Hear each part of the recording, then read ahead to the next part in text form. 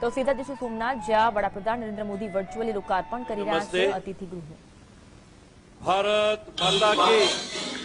ભારત માતા કી જય સોમનાથ। પ્રભાસ પાટણ સૌરાષ્ટ્ર મુકામે 12 જ્યોતિર્લિંગ પૈકીનું એક જ્યોતિર્લિંગ, પ્રથમ જ્યોતિર્લિંગ, દિવ્યતા અને ભવ્યતાનું પ્રતીક પવિત્ર સોમનાથ મહાદેવ મંદિર।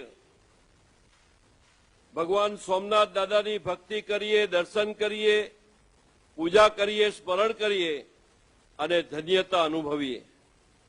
અને સાથે સાથે સોમનાથ મંદિરનો જીર્ણોદ્ધાર કરનાર દેશના તત્કાલીન ગૃહમંત્રી આદરણીય સરદાર વલ્લભભાઈ પટેલ માટે ગૌરવ થાય, આદર થાય, એક સ્વાભાવિક છે।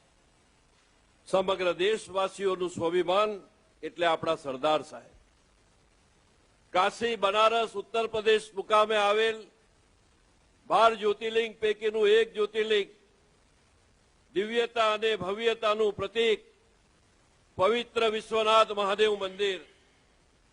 ભગવાન વિશ્વનાથ દાદાને ભક્તિ કરીએ, પૂજા કરીએ, દર્શન કરીએ, સ્મરણ કરીએ, ધન્યતાનો અનુભવ કરીએ।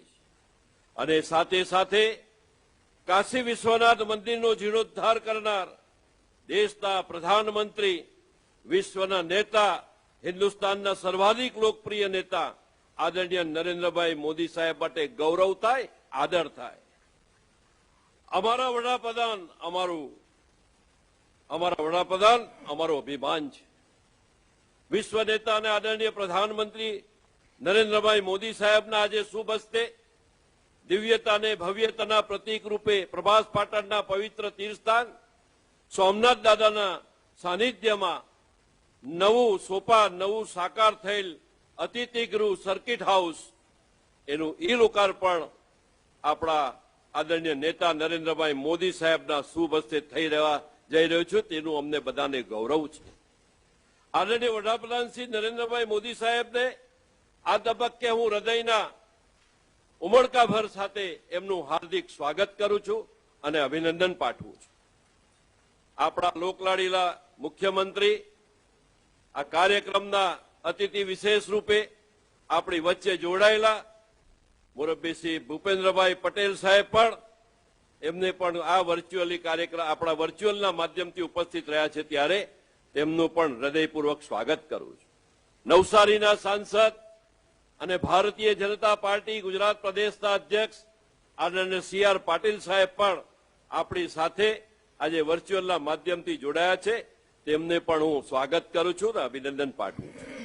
અમારા મંત્રીમંડળના સાથીઓ માનનીય અરવિંદભાઈ રૈયાણીજી, દેવાભાઈ માલમ, અમારા લોકપ્રિય સાંસદ રાજેશભાઈ અને અમારા જિલ્લા પંચાયતના બેન રામીબેન વાંજા, સોમનાથ મંદિરના ટ્રસ્ટી જે.ડી. પરમારજી, ગુજરાત સરકારના મુખ્ય સચિવ પંકજકુમારજી, માર્ગ અને મકાન વિભાગના અમારા એસપી વસાવા, પવિત્ર યાત્રા ધામના આર.આર. રાવલજી, મંચ પર ઉપસ્થિત રાજકીય આગેવાનો, અધિકારીગણ, સૌનો હું ખૂબ ખૂબ આભાર માનું છું અને એમનું હૃદયપૂર્વક હાર્દિક સ્વાગત કરું છું। આજે અમારા આમંત્રણને માન આપીને પધારનાર માયાભાઈ આહિર, કીર્તિદાન ગઢવી, આદિત્ય ગઢવીજી, કિંજલ રાજપ્રિયા, અરવિંદભાઈ વેગડા, ઓજસભાઈ રાવળ, મયુરભાઈ વાઘાણી, ઉર્વશીબેન રાડડિયા, આ તમામ કલાકારોનું પણ કે જેમણે ગઈકાલે દરિયાની આરતી કરી, દરિયાની પૂજા કરી, સોમનાથ દાદાની પૂજા કરી અને એક ભવ્ય મહાઆરતીમાં ઉપસ્થિત રહ્યા, તેમનું પણ હૃદયપૂર્વકનો હું આજે અહીંયાથી આ મંચથી હાર્દિક સ્વાગત કરું છું। સોમનાથ દાદાના સાનિધ્યમાં આ મહાસાગરમાં આઝાદીનો અમૃત મહોત્સવ અને આ અમૃત મહોત્સવમાં 75 પ્રતિકરૂપીની 75 બોટ દ્વારા જે બનાવનાર વેરાવળના માછી સમાજ કે જે આજે અહીંયા ઉપસ્થિત છે, એમનું પણ હું ખૂબ ખૂબ સ્વાગત કરું છું। આજે મંદિરના સૌ ટ્રસ્ટીઓ, સમગ્ર ટ્રસ્ટીગણ, સોમનાથ મંદિર માટે ધર્મની રક્ષા કરનાર, પોતાના પ્રાણોની આહુતિ આપનાર હમીરજી ગોહિલના પણ પરિવારના અનેક આગેવાનો આજે આપણા વર્ચ્યુઅલના માધ્યમથી આજે આપણી વચ્ચે જોડાયા છે, તેમનું પણ હું સ્વાગત કરું છું। આજે આપણી સાથે લાખોની સંખ્યામાં જોડાનાર વર્ચ્યુઅલી અનેક મહાનુભાવોનું પણ આ તબક્કે ખૂબ ખૂબ હૃદયપૂર્વક હાર્દિક સ્વાગત કરું છું. ગુજરાત સરકાર દ્વારા પવિત્ર યાત્રાધામ અને પ્રવાસન, આજે સમગ્ર ગુજરાતની અંદર પ્રવાસનના માધ્યમથી સર્કિટ વિકસાવવાનું અમારું કામ આદરણીય ભૂપેન્દ્રભાઈ પટેલના નેતૃત્વમાં ચાલી રહ્યું છે. એ સાપુતારા હોય, એની આસપાસનો વિસ્તાર હોય, જે સ્ટેચ્યુ ઓફ યુનિટી કેવડિયા હોય એની આસપાસનો વિસ્તાર હોય, પ્રતિષ્ઠિત ડાકોર મંદિર હોય એની આસપાસનો વિસ્તાર હોય, અંબાજી મંદિર હોય એની આસપાસનો વિસ્તાર હોય, દ્વારકા હોય એની આસપાસનો વિસ્તાર હોય, સોમનાથ દાદા પવિત્ર સોમનાથ યાત્રાધામ હોય એની આસપાસનો વિસ્તાર હોય, જુનાગઢનો ગિરનારનો આસપાસનો વિસ્તાર હોય, આ બધા આસપાસના વિસ્તારની સર્કિટની ગુજરાત સરકાર દ્વારા એક સર્કિટ પ્લેટફોર્મ બને, એક સર્કિટ એક જગ્યાથી બીજી જગ્યાથી પ્રવાસનનું માધ્યમ બને, એનો સર્વે અને એની ચકાસણી ચાલી રહી છે.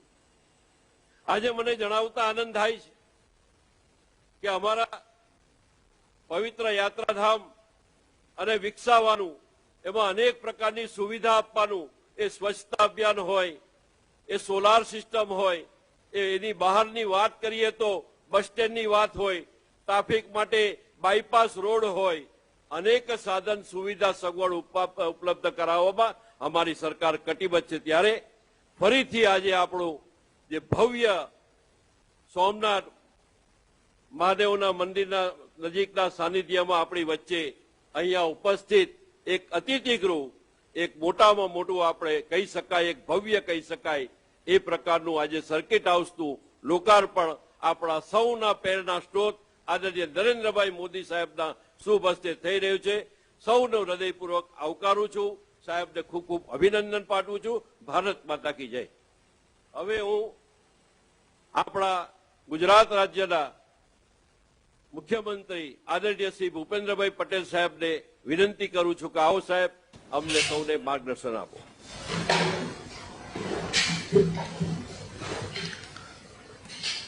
સૌને જય સોમનાથ. કરોડો હિન્દુઓના આસ્થા કેન્દ્ર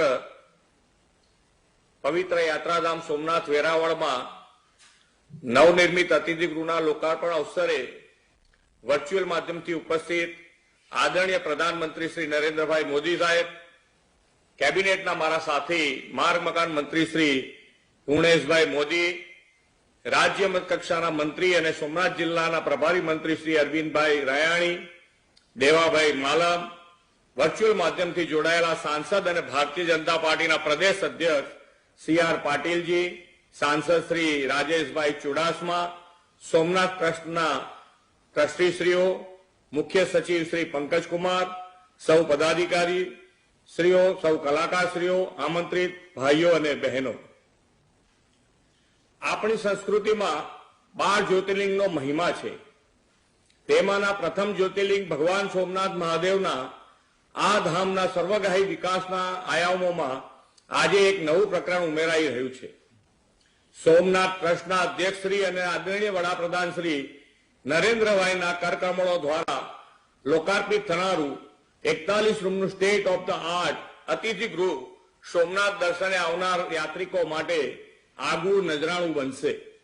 પ્રધાનમંત્રી શ્રી નરેન્દ્રભાઈએ આપણી સાંસ્કૃતિક અસ્મિતા અને દેશના ઇતિહાસમાં મહત્વ ધરાવતા માનબિંદુ સમાન સ્થળોના હોલિસ્ટિક ડેવલપમેન્ટનો નવો રાહ કંડાર્યો છે.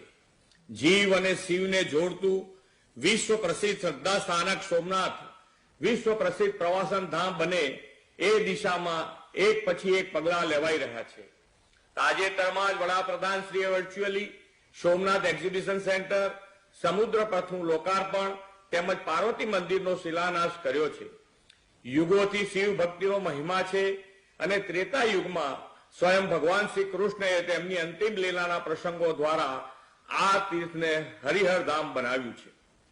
કરોડો લોકોની આસ્થાના પ્રતીક સોમનાથ મહાદેવના મંદિરની ભવ્યતાને વિધર્મી આક્રમણોએ અનેકવાર ખંડિત કરવાનો પ્રયાસ કરવા છતાં આજે આ મહાલય વિશાળ પરિસર જાજરમાન ભવ્યતાથી અડીખમ ઊભું છે.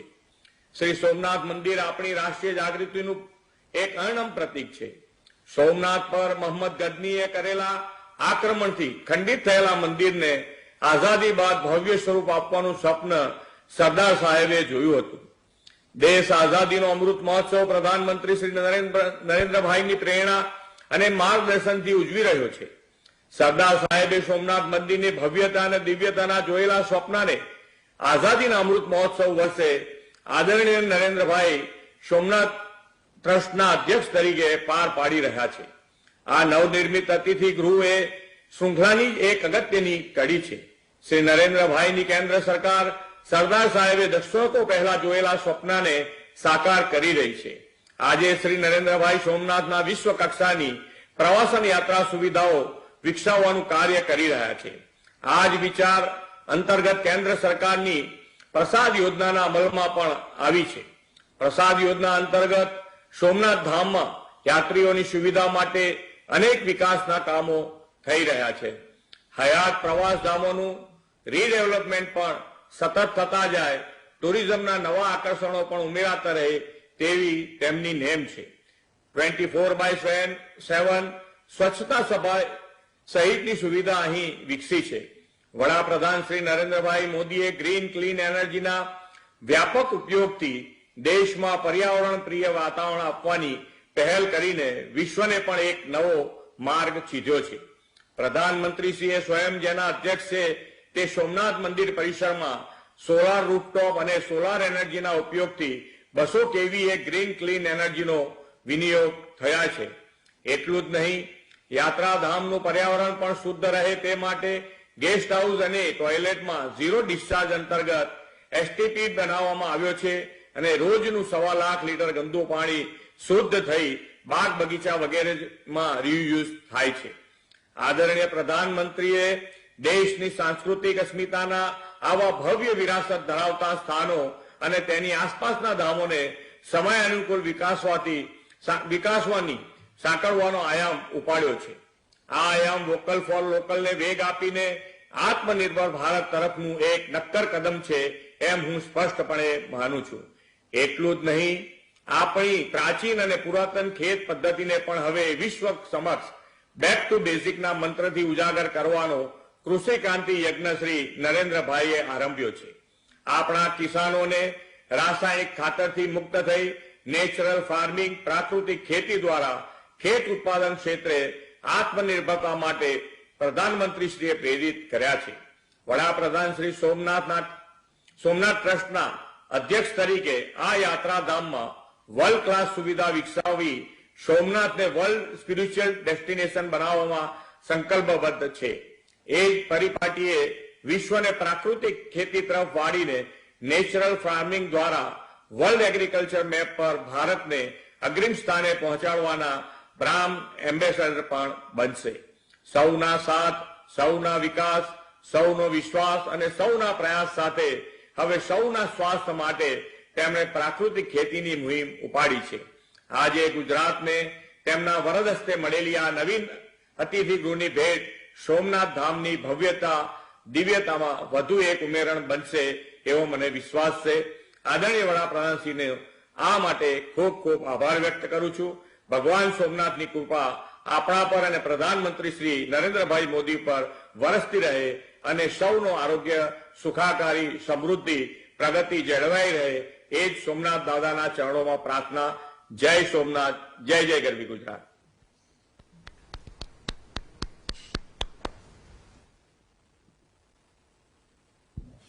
આદરણીય સૌના લોકલાડીલા વડાપ્રધાન શ્રીને નરેન્દ્રભાઈ મોદી સાહેબને તકતીનું અનાવરણ કરવા તેમજ આપણું માર્ગદર્શન કરવા નિમંત્રણ આપું છું.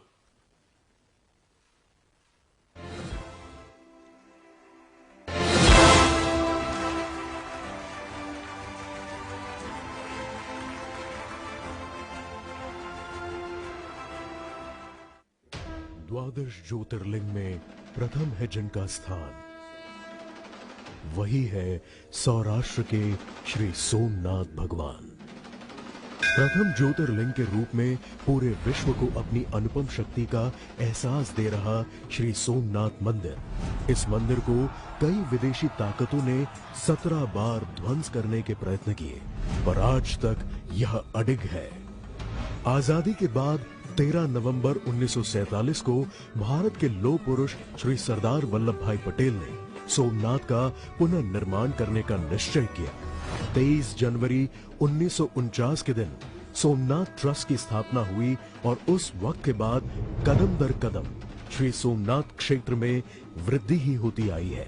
हमारे देश के यशस्वी प्रधानमंत्री श्री नरेंद्र मोदी जी ने जब से सोमनाथ मंदिर के मुख्य अध्यक्ष की भूमिका संभाली है, तब से सोमनाथ मंदिर के कार्यों को और भी गति प्राप्त हुई है। मंदिर परिसर, समुद्र दर्शन पाथवे, राम मंदिर, त्रिवेणी संगम, विशाल पार्किंग जैसे कार्यों से भगवान शिव शंकर के दर्शन को आ रहे लाखों श्रद्धालुओं को सुखद दर्शन का लाभ मिला है।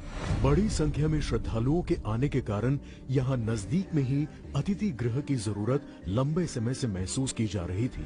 वैसे तो वर्तमान में ट्रस्ट के 3 गेस्ट हाउस कार्यरत हैं, लेकिन सरकारी गेस्ट हाउस की कमी बनी हुई थी, क्योंकि मौजूदा सर्किट हाउस यहाँ से काफी दूर है। इस कमी को दूर करने का संकल्प हमारे यशस्वी प्रधानमंत्री श्री नरेंद्र मोदी जी ने लिया, जिनका मानना है कि जिस स्थल का महत्व हो, उस स्थल की सुविधा भी महत्तम हो। इसी विजन का परिणाम है कि मंदिर परिसर के नजदीक ही नया और भव्य अतिथि गृह बनकर तैयार है। 15,000 स्क्वायर मीटर में फैला है, जिसका कारपेट एरिया 7,077 स्क्वायर मीटर है।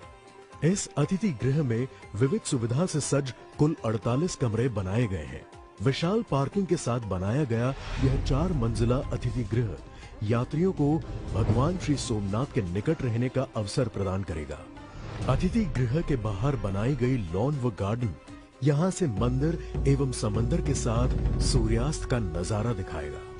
साथ ही सामाजिक व सांस्कृतिक कार्यक्रम हेतु 200 लोगों की कैपेसिटी वाला विशाल हॉल यहाँ की संस्कृति लोगों तक पहुँचाता रहेगा। कॉन्फ्रेंस हॉल एवं डाइनिंग एरिया व किचन और विशाल स्टोर रूम जैसी सारी सुविधाओं से सज्ज यह अतिथि गृह यहाँ आ रहे यात्रियों की सुविधा में यजमान बनने हेतु उत्सुक है।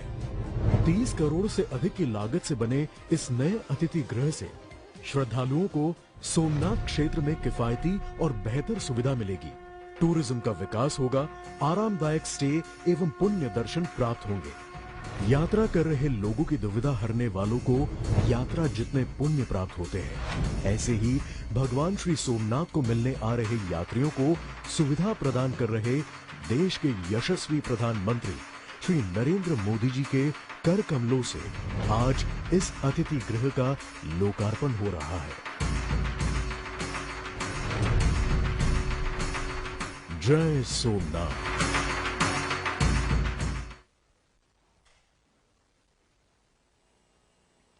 આપણા સૌના લોકલાડીલા વડાપ્રધાન આદરણીય શ્રી નરેન્દ્રભાઈ મોદી સાહેબને આપણું માર્ગદર્શન કરવા નિમંત્રણ આપું છું।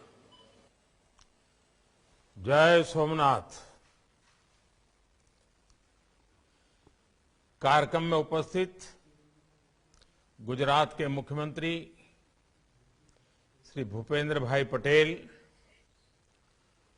प्रदेश भारतीय जनता पार्टी के अध्यक्ष और संसद में मेरे साथी श्री CR पाटिल जी, गुजरात सरकार में मंत्री पूर्णेश मोदी, अरविंद रयाणी, देवाभाई मालम, जूनागढ़ के सांसद राजेश चुडासमा, सोमनाथ मंदिर ट्रस्ट के अन्य सदस्यगण, अन्य महानुभाव, देवियों और सज्जनों, भगवान सोमनाथ की आराधना में हमारे शास्त्रों में कहा गया है, भक्ति प्रदानाय कृपा अवतीर्णम तम सोमनाथम शरणम प्रपद्ये। यानी भगवान सोमनाथ की कृपा अवतीर्ण होती है, कृपा के भंडार खुल जाते हैं। पिछले कुछ समय से जिस तरह यहां एक के बाद एक विकास कार्य हो रहे हैं, ये सोमनाथ दादा की ही विशेष कृपा है। मैं इसे अपना सौभाग्य मानता हूं कि सोमनाथ ट्रस्ट से जुड़ने के बाद मैं इतना कुछ होते हुए देख रहा हूं। कुछ महीने पहले यहां एग्जीबिशन गैलरी और प्रोमेनाड समेत कई विकास कार्यों का लोकार्पण हुआ था। पार्वती मंदिर की आधारशिला भी रखी गई थी और आज सोमनाथ सर्किट हाउस का लोकार्पण भी हो रहा है। मैं इस महत्वपूर्ण अवसर पर गुजरात सरकार को, सोमनाथ मंदिर ट्रस्ट को और आप सभी को हार्दिक बधाई देता हूं। साथियों, ये जब सर्किट हाउस की कमी, एक है अतिथि गृह वो भी दूर, तो बाहर से आने वालों को ठहराने के लिए मंदिर ट्रस्ट पर ही काफी दबाव रहता था।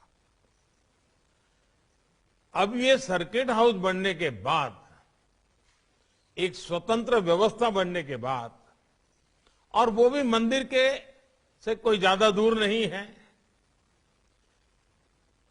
और उसके कारण मंदिर पर जो दबाव रहता था वो भी कम हो गया। अब वो अपने मंदिर के काम में ज्यादा ध्यान दे पाएंगे।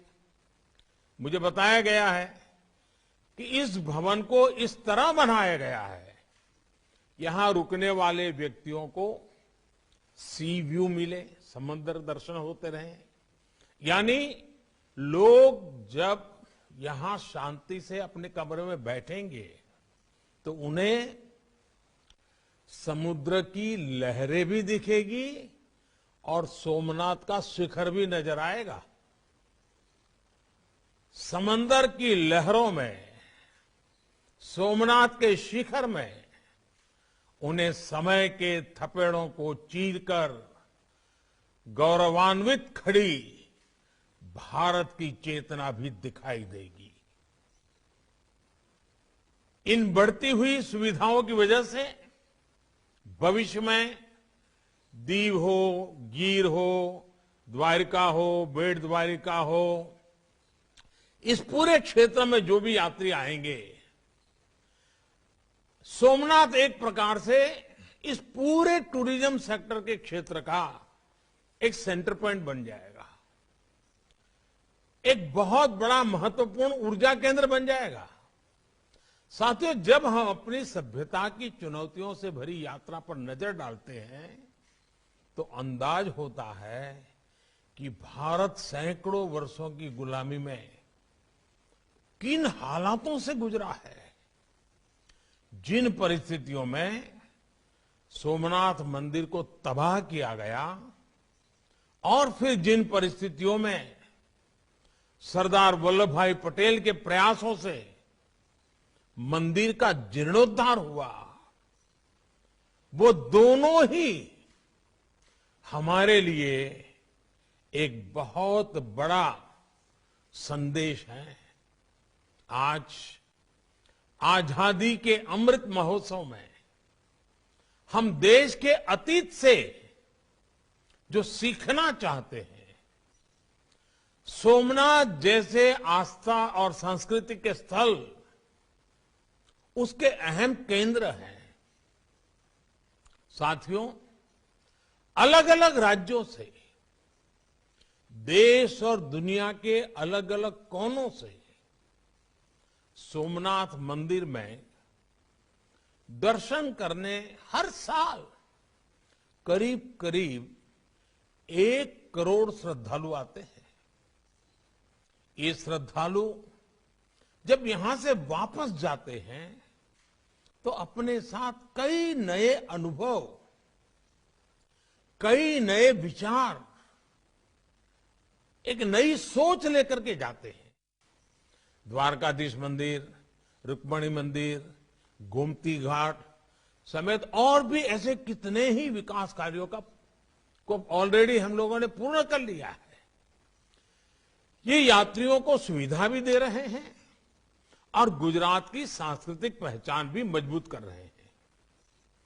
मैं इस उपलब्धियों के बीच गुजरात के सभी धार्मिक और सामाजिक संगठनों को भी इस अवसर पर जरूर साधुवाद देता हूं, उनकी बधाई देता हूं।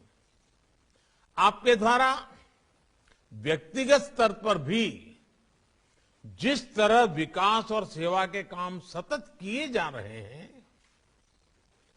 वो सब कुछ मेरी दृष्टि से तो सबका प्रयास, इस सबका प्रयास की भावना के उत्तम उदाहरण है।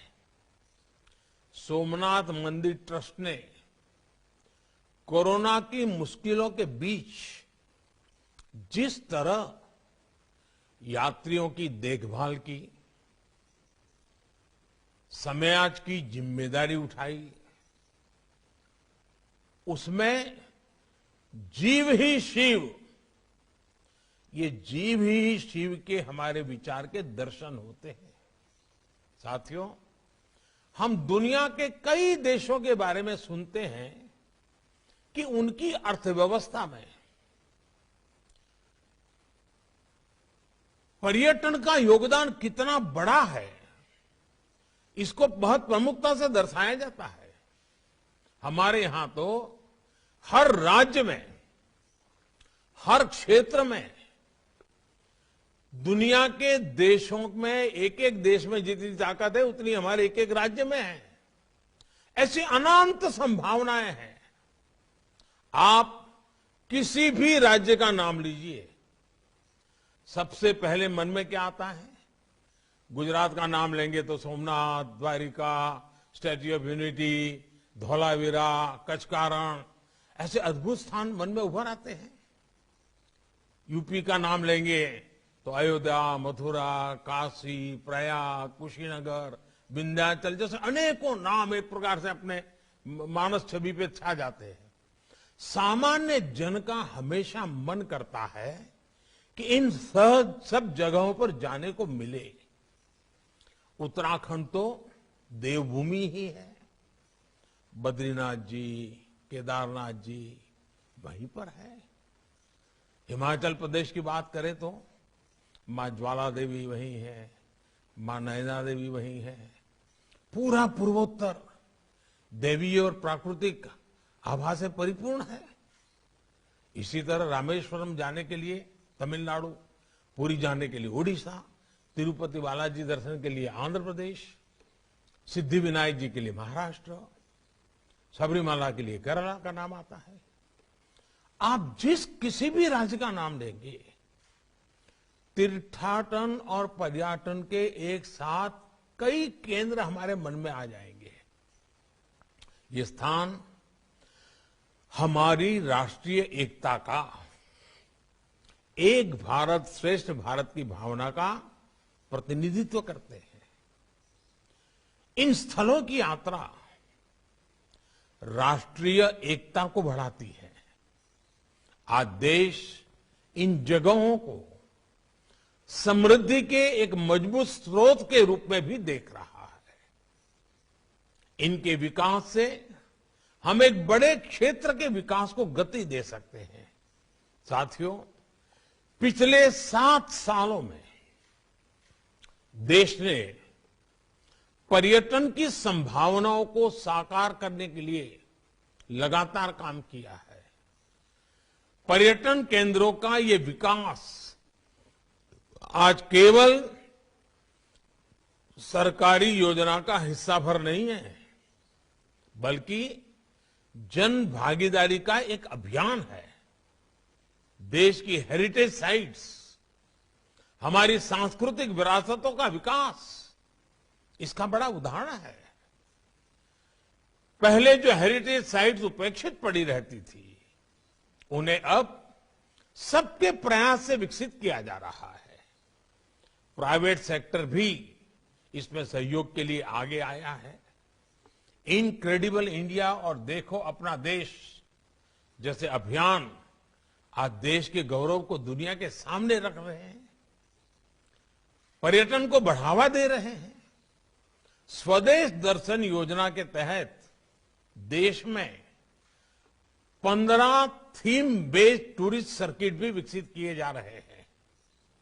ये सर्किट न केवल देश के अलग अलग हिस्सों को अपने में जोड़ते हैं, आपस में जोड़ते हैं, बल्कि पर्यटन को नई पहचान देकर सुगम भी बनाते हैं। रामायण सर्किट के लिए उसके जरिए आप भगवान राम के जुड़े जितने भी स्थान हैं, भगवान राम के साथ रामायण में जिन जिन चीजों का उल्लेख आता है, उन सभी स्थानों का एक के बाद एक दर्शन कर सकते हैं। इसके लिए रेलवे द्वारा विशेष रेल भी शुरू की गई है और मुझे बताया गया कि बहुत पॉपुलर हो गई है। एक स्पेशल ट्रेन कल से दिव्य काशी यात्रा के लिए भी दिल्ली से शुरू होने जा रही है। बुद्ध सर्किट देश विदेश के पर्यटकों के लिए भगवान बुद्ध के सभी स्थानों तक पहुंचना आसान बना रहे हैं। विदेशी पर्यटकों के लिए भी वीजा नियमों को भी आसान बनाया गया है, जिसका लाभ भी देश को मिलेगा। अभी कोविड की वजह से कुछ दिक्कतें जरूर है, लेकिन मेरा विश्वास है संक्रमण कम होते ही पर्यटकों की संख्या फिर तेजी से बढ़ेगी। सरकार ने जो वैक्सीनेशन अभियान चलाया है, उसमें भी इस बात का विशेष ध्यान रखा है कि हमारे टूरिस्ट स्टेट्स में प्राथमिकता के आधार पर सबको वैक्सीन लगे। गोवा, उत्तराखंड जैसे राज्यों ने तो इसमें बहुत तेजी से काम किया है। साथियों, आज देश पर्यटन को समग्र रूप में होलिस्टिक वे में देख रहा है। आज के समय में पर्यटन बढ़ाने के लिए 4 बातें आवश्यक हैं। पहला, स्वच्छता। पहले हमारे पर्यटन स्थल, पवित्र तीर्थ स्थल भी अस्वच्छ रहते थे। आज स्वच्छ भारत अभियान ने ये तस्वीर बदली है। जैसे जैसे स्वच्छता आ रही है, पर्यटन में भी इजाफा हो रहा है। पर्यटन बढ़ाने के लिए दूसरा अहम तत्व है सुविधा। लेकिन सुविधाओं का दायरा केवल पर्यटन तक ही सीमित नहीं होना चाहिए। सुविधा परिवहन की, इंटरनेट की, सही जानकारी की, मेडिकल व्यवस्था की, हर तरह की होनी चाहिए। और इस दिशा में भी देश में चौतरफा काम हो रहा है। साथियों, पर्यटन बढ़ाने का तीसरा महत्वपूर्ण पहलू है समय। आजकल 2020 का दौर है। लोग कम से कम समय में ज्यादा से ज्यादा स्थान कवर करना चाहते हैं। आज जो देश में हाईवेज, एक्सप्रेसवेज बन रहे हैं, आधुनिक ट्रेन्स चल रही है, नए एयरपोर्ट शुरू हो रहे हैं, उनसे इसमें बहुत मदद मिल रही है। उड़ान योजना की वजह से हवाई किराए में भी काफी कमी आई है। यानी जितना यात्रा का समय घट रहा है, खर्च कम हो रहा है, उतना ही पर्यटन बढ़ रहा है।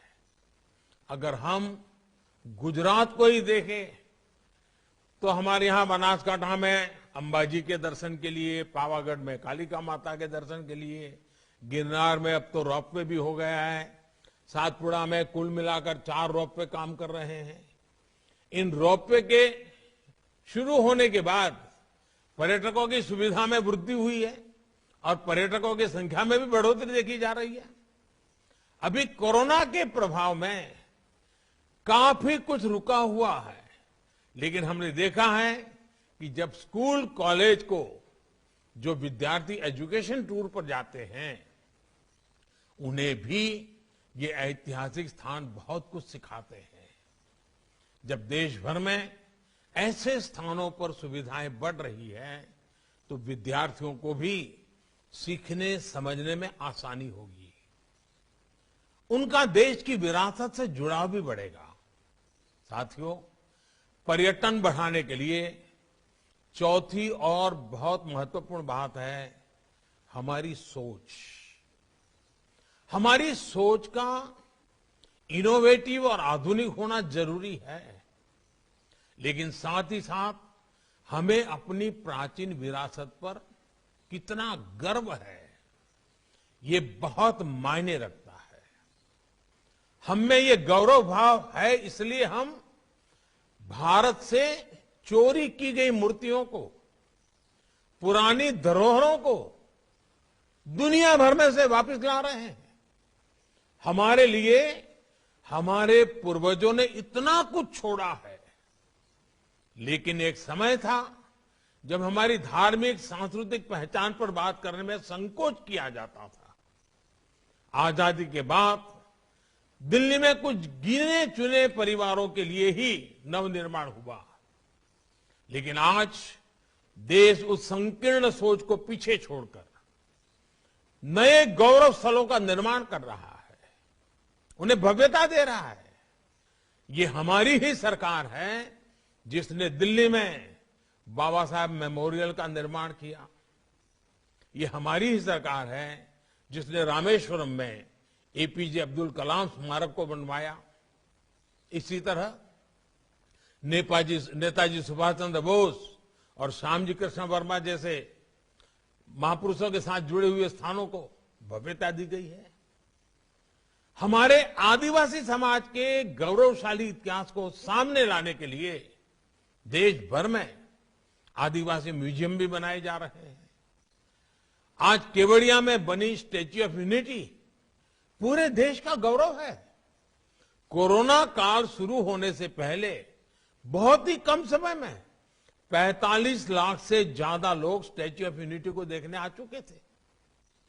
कोरोना काल के बावजूद अब तक 75 लाख से ज्यादा लोग स्टैच्यू ऑफ यूनिटी को देखने आ चुके हैं। हमारे नवनिर्मित स्थलों का ये सामर्थ्य है, ये आकर्षण है। आने वाले समय में ये प्रयास पर्यटन के साथ हमारी पहचान को भी नई ऊंचाई देंगे। और साथियों, जब मैं वोकल फॉर लोकल की बात करता हूं तो मैंने देखा है कुछ लोगों को यही लगता है कि मोदी का वोकल फॉर लोकल मतलब दिवाली के समय दिए कहां से खरीदना है। इतना सीमित अर्थ मत करना भाई। जब मैं वोकल फॉर लोकल कहता हूं तो मेरी दृष्टि से टूरिज्म भी इसमें आ जाता है।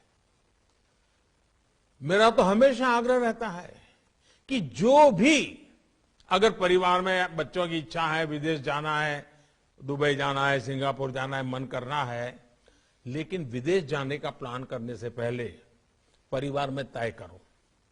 पहले हिंदुस्तान में 15-20 मशहूर स्थान पर जाएंगे, पहले हिंदुस्तान को अनुभव करेंगे, देखेंगे, बाद में दुनिया के किसी और जगह पर जाएंगे। साथियों, वोकल फॉर लोकल जीवन के हर क्षेत्र में हमें इसे अंगीकार करना ही होगा। देश को समृद्ध बनाना है, देश के नौजवानों के लिए अवसर तैयार करने हैं, तो इस रास्ते पर चलना होगा। आज आजादी के अमृत महोत्सव में हम एक ऐसे भारत के लिए संकल्प ले रहे हैं जो जितना आधुनिक होगा उतना ही अपनी परंपराओं से जुड़ा होगा। हमारे तीर्थ स्थान, हमारे पर्यटन स्थल इस नए भारत में रंग भरने का काम करेंगे। ये हमारी विरासत और विकास दोनों के प्रतीक बनेंगे। मुझे पूरा विश्वास है सोमनाथ दादा के आशीर्वाद से देश के विकास की ये यात्रा इसी तरह अनवरत जारी रहेगी। एक बार फिर नए सर्किट हाउस के लिए आप सभी को बहुत बहुत बधाई देता हूं। મને આનંદ થયો હોત કે આજે હું તમારી વચ્ચે રૂબરૂ આવી શક્યો હોત, જૂના જૂના બધા સાથીઓને મળવાનું થયું હોત, દાદાના પણ દર્શન થઈ જાત અને ત્યાં પણ જે વિકાસની પ્રવૃત્તિઓ ચાલી રહી છે ને નજરે જોઈ શકત. પરંતુ આપ જાણો છો સમયની પણ સીમા, સંજોગો પણ એવા અને સામે 26 જાન્યુઆરી પણ છે અને એના કારણે રૂબરૂ આવવાને બદલે વર્ચ્યુઅલી આપ સૌના પણ દર્શન કરી રહ્યો છું. દાદાના શિખરના પણ દર્શન કરવાનું સૌભાગ્ય મળ્યું છે. આપ સૌને ખૂબ ખૂબ શુભકામનાઓ. बहुत बहुत धन्यवाद. जय सोमनाथ.